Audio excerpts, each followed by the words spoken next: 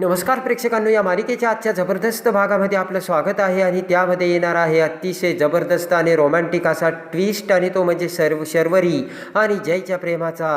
आता शर्वरी ही जयला कसं आपल्या प्रेमाच्या जाळ्यात अडकवून कशी आता जयला आता शर्वरी ही आता आपल्याकडे ओढते आणि तेजूला फाट्यावरती मारत आता जय कसा शर्वरीचा होतो. प्रेक्षकांनो, हे सगळं या ट्विस्टमध्ये आपण पाहणार आहोत. चला तर व्हिडिओला सुरुवात करूयात. आणि त्यामध्ये आता इकडे अनु आणि सुभाष दोघेही आता त्यांच्या गावाकडून घरी आलेले असतात. तर तेवढ्यात शर्वरी देखील तिथे येते आणि शर्वरी म्हणते की आले का आणि काय आणलंय गावावरून, काकूने काय पाठवलं. तर अनु म्हणते आळूच्या वड्या. आणि तेवढ्यात आता आसावरी ही चहा घेऊन सगळ्यांना चहा देते आणि आसावरी म्हणते की पप्पा, पाऊस झाला होत आणि गावाकडे खूप पाऊस झाला आहे असं म्हणतात. घराची कौलं तर शाबूत आहे ना. तर सुभाष म्हणतो हो, आणि गेल्या गेल्या मी घर झाडून घेतलं. तेवढ्यात आता मयू म्हणते की काकीना मलाच उलटं बोलल्या. तुम्ही काय बाबा, तुम्ही मुंबईला राहता, इकडचे प्रॉब्लेम तुम्हाला कसे कळणार. आणि मयू म्हणते की तुमचं काय बाई, तिकडे मोबाईलला रेंज असते, इकडे मोबाईलला ना नेटवर्कसुद्धा नसतं, तुम्ही काय हायफाय लाईफ जगता. तर पमा म्हणते ती बायाच अशी असते. सुभाष म्हणतो पमा अगं दे सोडून, ती कशी जरी असली तर तिकडचं सगळं सांभाळते ना. आणि इकडे आता पमा म्हणते की मी स्वामींना सांगितलं होतं गावाकडे गेल्यानंतर ना आमचे सगळे प्रश्न सोडव बाबा. आणि तेवढ्यात आता शेरू हसी हाक मारत आता दोन मुली बाहेर येतात. तर शर्वरी म्हणते कोण आहे आणि पळतच शर्वरी बाहेर जाते. तर आता इकडे त्या दोन मुली म्हणतात की अगं शेरू, तू कुठे आहे, जॉबला गेल्यापासून ना तू ना सगळं सोडलं आणि सध्या कोणता महिना चालू आहे तुला माहिती आहे ना, ढोल ताशे. तर आता शेरू म्हणते की अय्या खरंच की. आणि शर्वरी म्हणते की तुम्हाला काय सांगू, ऑफिसमध्ये एवढं काम असताना घरी आल्यानंतर या सगळ्यांसाठी वेळच नाही मिळत मला ग. आणि ती मुलगी म्हणते की आम्हाला सुद्धा वेळ नसतो पण आम्ही काढतो ना वेळ. बोट करत शर्वरी म्हणते अगदी करेक्ट बोललीस, वेळ तर काढायलाच हवा. आणि शर्वरी म्हणते की आपण ढोल ताशे टाकाटक वाजूयात आणि आपण भेटूयात. तर आता त्या मुली बाय बाय करत आता तिथून निघून जातात. आणि इकडे आता तेजू आणि आता भालू आजी नाश्ता करत असते. तर आता तेजू आता फास्टमध्ये ब्रेकफास्ट करू लागतात. इकडे आता आजी म्हणते की अगं तेजू हळूच ना. तर तेवढ्यात जय तिथे येतो आणि जय आता ब्रेकफास्ट करायला बसता क्षणी भालू आजी म्हणते की बोल काय खाणार, पोहे की उपमा. जय म्हणतो की नाही, मी फक्त ज्यूस घेणार. तर आता भालू आजी म्हणते तुम्ही आजकालची मुलं ना. तर तेजू म्हणते की आई अगं कर ना तू नीट नाश्ता. आणि तेवढ्यात आता भालू आजी मोबाईल बघते आणि म्हणते की अगं तेजू मी ब्रेकफास्ट करतेच, पण त्या अगोदर ना एक मस्त फोटो आलाय. तेजू म्हणते की आई तुला छान कंपनी मिळाली, तुला ना तुझ्याकडे भरपूर वेळ आहे तेव्हा तू छानपैकी ब्रेकफास्ट कर, आमच्याकडे नाही एवढा वेळ. आणि इकडे आता तेजू म्हणते की जय हे बघ बरं का, हा प्रोजेक्ट आपल्याला मिळाला आहे. तर जय म्हणतो की आई हे सगळं तुझ्या एफर्टमुळे झालंय. आणि जय म्हणतो की तेवढ्यात मी गाडी काढतो. आणि इकडे आता जय हा गाडी काढायला जाऊ लागताच इकडे आता तेवढ्यात तेजू सुद्धा जाऊ लागते. पण तेवढ्यात गौतम तिथे येतो आणि म्हणतो दादा ऐक ना. न ऐकताच आता जय बाहेर जातो. तर तेवढ्यात आता गौतम तेजूला म्हणतो की मला ना तुझ्याशी थोडं बोलायचंय. तेजू म्हणते की ऑफिसला येतोय ना आपण, जाता जाता बोलू. तर गौतम म्हणतो की आई माझी एंगेजमेंट कधी करणार आहेस. आणि तेवढ्यात आता हाताकडे बघत घड्याळाकडे बघत आता तेजू म्हणते आत्ता नक्कीच नाही. आणि तेजू हसू लागते. तर आता तेजू म्हणते करू ना आपण काहीतरी, आत्ता ही बोलायची वेळ नाही आहे गौतम. आणि तेवढ्यात आता तेजू म्हणते की गौतम मी काय आट घातली आणि ती तुझ्या दादाने मान्य केली, तर मग आपण करू ना एंगेजमेंट. आणि तेजू तिथून निघून जाते. तर गौतम म्हणतो बघितलं का आजी, आणि दादाने जर आट मान्य नाही केली तर. आणि तेवढ्यात आता बिंदू म्हणते की पण दादाने जर असं काही केलं तर ते मॅडमला आवडलं पाहिजे आणि मॅडमला ते पटलं पाहिजे, आणि मॅडमला ते आवडणं म्हणजे अवघड आहे रे बाबा, असे बिंदू बोलते. आणि तेवढ्यात आता गौतम हा आजी शेजारी येऊन बसतो आणि गौतम आता आजीला म्हणतो की ही आजी कुठपर्यंत हा टॉपिक असा लांबवत राहणार आहे आणि मी आशुवरीला काय सांगायचं. तर आता आजी म्हणते की गौतम तू काही काळजी करू नकोस, तुमची गाठ स्वर्गात बांधली यावर तुझा पूर्ण विश्वास आहे ना.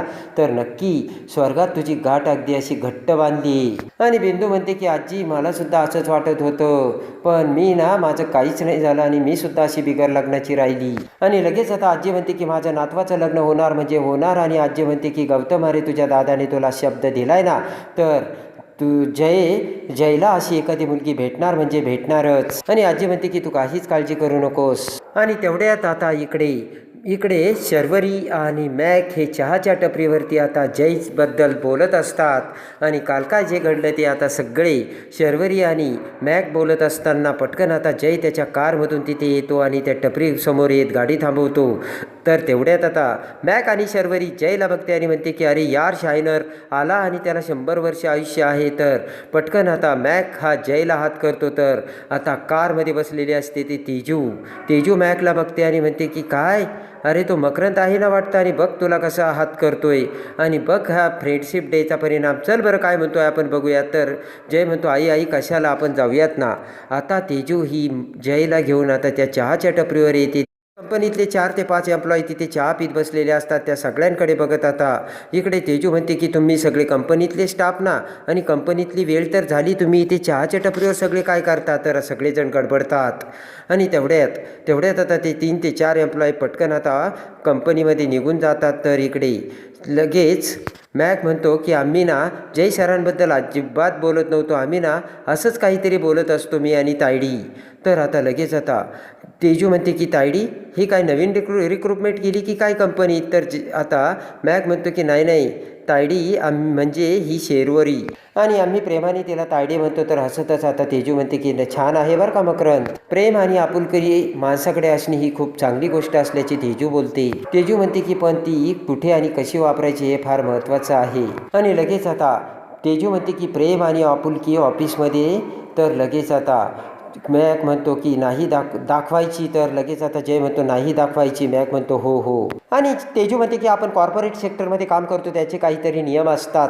आणि इकडे आता तेजू म्हणते की आपण ज्या कॉर्पोरेट सेक्टरमध्ये काम करतो त्यामध्ये आपले ते कलिग असतात आणि त्यांना आपण आदराने व्यवस्थितपणे सर मॅडम म्हणूनच हाक मारायची असते ना. आणि तेवढ्यात आता तेजू म्हणते की अरे ऑफिसमध्ये फ्रेंडशिप डे सेलिब्रेट केलाय ना.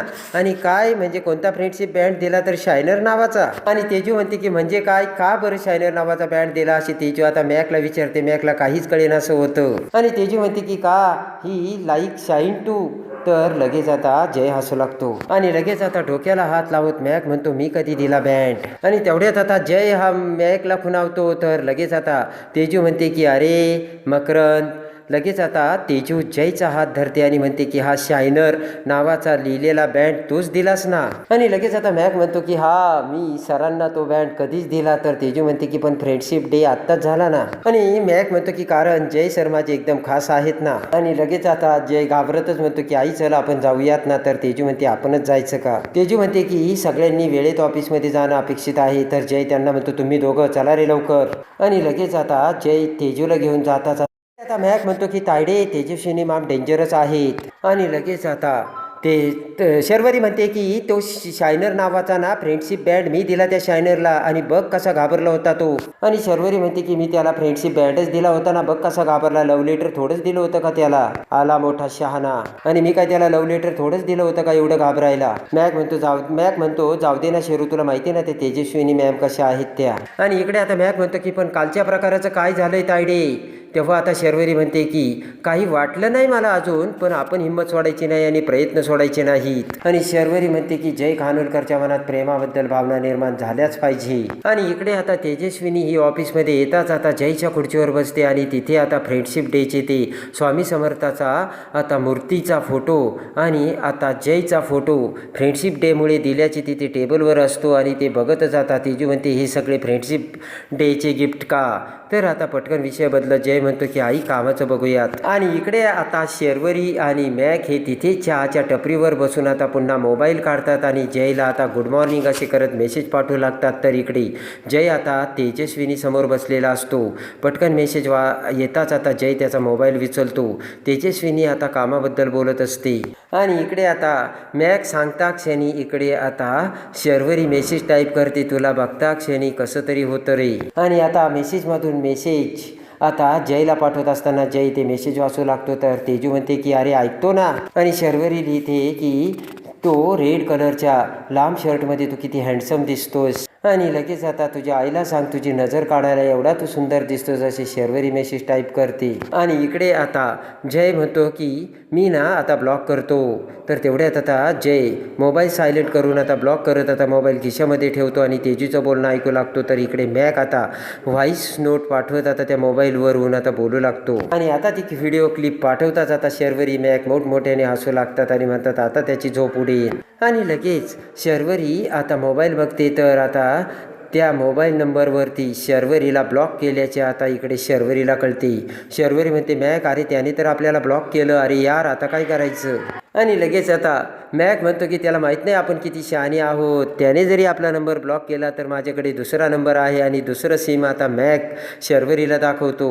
आणि इकडे आता पमा डबे घेऊन डबे तयार करून आता बाहेर येते तर आसावरी आता चेहरा पाडून बसलेली असते. तर पमा म्हणते काय झालं बाय.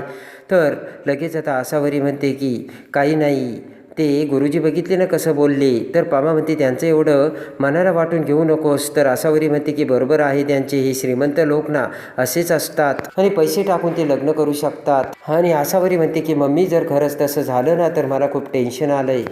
तेव्हा आता पमा म्हणते की आपल्याला ज्याच्यासोबत आयुष्य काढायचं त्याच्यावरती विश्वास ठेवला ना की मग झालं, स्वामी समर्थाच्या कृपेने सगळं काही व्यवस्थित होईल. पण ज्या जोडीदारासोबत आपल्याला अख्खं आयुष्य काढायचं त्याच्यावरती विश्वास ठेवायलाच हवा, कारण तो आपला होणारा नवरा असतो आणि आयुष्यभर त्याच्यावरती तो कसा जरी असला तरी विश्वास ठेवावाच लागतो बाय.